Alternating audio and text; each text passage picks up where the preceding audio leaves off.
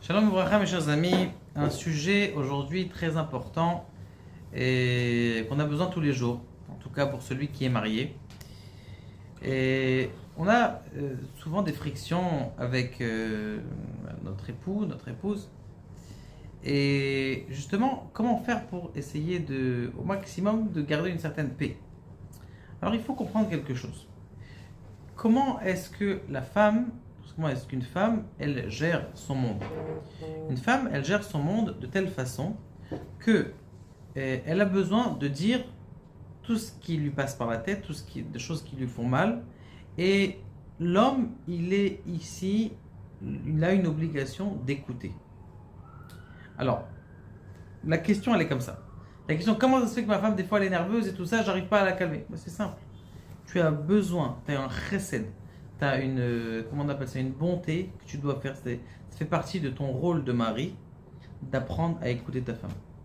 Ça va peut-être durer 1 heure, ça va peut-être durer 2 heures, mais au fur et à mesure qu'elle sait qu'elle a une oreille, plus elle sait qu'elle a une oreille, plus elle sait qu'elle peut se confier à toi, plus elle a un confident, plus toi tu vas réussir dans ton shalom bayit et plus tu vas avoir une femme qui est détendue. Ce que tout homme voudrait. Maintenant, tu dis oui, mais des fois c'est saoulant. Je vais vous expliquer quelque chose qui est marqué dans la paracha. Il est marqué que chacun des tribus avait un drapeau. D'accord? Ishal diglo, Ishal diglo, paracha de la semaine. Pourquoi est-ce que chacune des tribus a besoin d'un drapeau? Pourquoi est-ce qu'on a besoin d'un drapeau? Ça sert à quoi que chacune des tribus a un drapeau? Ah, lui c'est un lion, lui c'est un serpent, lui il a un drapeau vert, lui il a un beau rouge. Ça me sert à quoi? Eh bien, mes chers amis, c'est quelque chose de très important d'avoir un drapeau. Parce que d'avoir un drapeau, ça veut dire qu'on comprend qu'on est différent.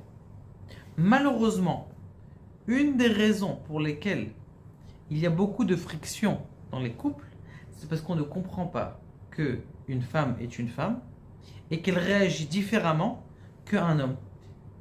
Un homme, par exemple, quand il est mal, il rentre dans son terrier. Alors il y a la femme, qu'est-ce qu'elle fait? Qu'est-ce qui t'arrive? Pourquoi tu es truc? Ok, ça m'intéresse pas. Je rentre, comme il appelle, il rentre dans sa caverne. Quand il rentre dans sa caverne, laisse-le rentrer dans sa caverne.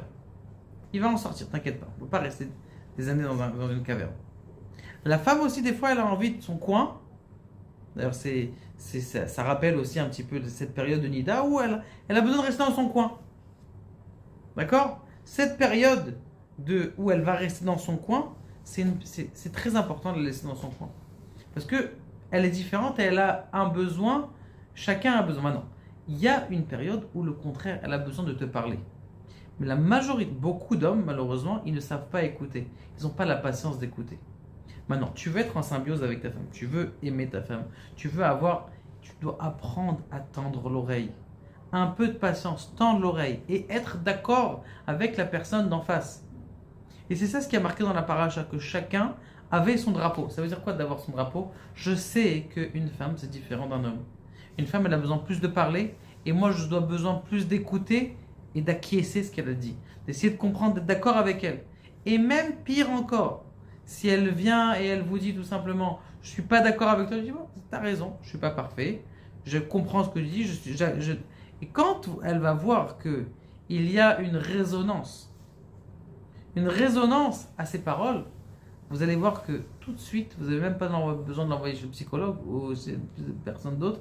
Tout de suite, elle va sentir que son cœur, il est beaucoup plus léger. Et justement, cette osmose, cet amour, il va revenir dans le couple. Mais il y a des couples où des années et des années, justement, ils ne se sont pas parlé. Un est dans un coin, l'autre est dans l'autre coin. Il faut absolument essayer de trouver cette osmose. C'est quoi? C'est la première faute de l'homme. Vous savez, c'était quoi? C'est l'impatience. Adam Arishon, pourquoi est-ce qu'il a fauté? Pourquoi est-ce qu'on dit que c'était une avéra d'avoir mangé la pomme? Tu sais pourquoi? Parce que c'est tout. Il aurait pu manger la pomme Shabbat. Shabbat, c'était permis. C'était la dafina, la pomme. Mais il a mangé la dafina avant Shabbat. Il aurait dû manger pendant Shabbat. S'il avait mangé pendant Shabbat, ça aurait été permis, ça aurait été plus une avéra. Et donc, tout le problème, si vous regardez dans plein d'autres choses, dans la Torah, c'est un manque d'impatience. Moshe Rabbeinu, il a amené le Erev Rav. par lequel on souffre maintenant. Aujourd'hui, on souffre du Erev Rav. Pendant des années, on a souffert du Erev Rav. Comment on appelle ça? Ces troupes d'Égyptiens qui sont venus.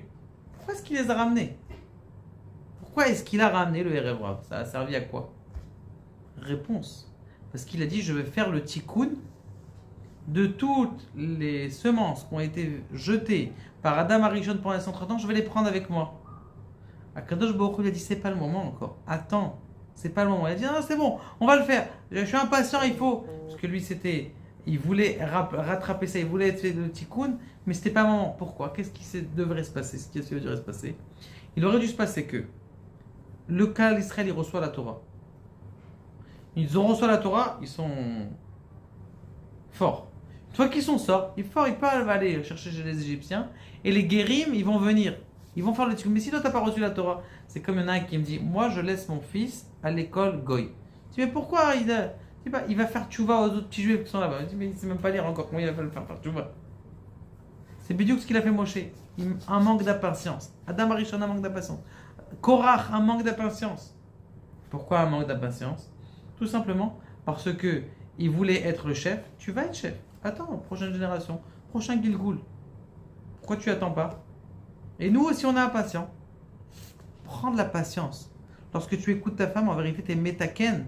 La faute de Adam Arishon qui était impatient, toi, tu vas écouter. Tu vas être patient. Tu vas apprendre à acquiescer. Tu vas être d'accord et tu vas voir que ton shalom bayit et ta vie entière, elle va être heureuse. Parce qu'une femme heureuse, c'est un homme heureux et c'est une vie heureuse. Baruch Adonai le'olam amen.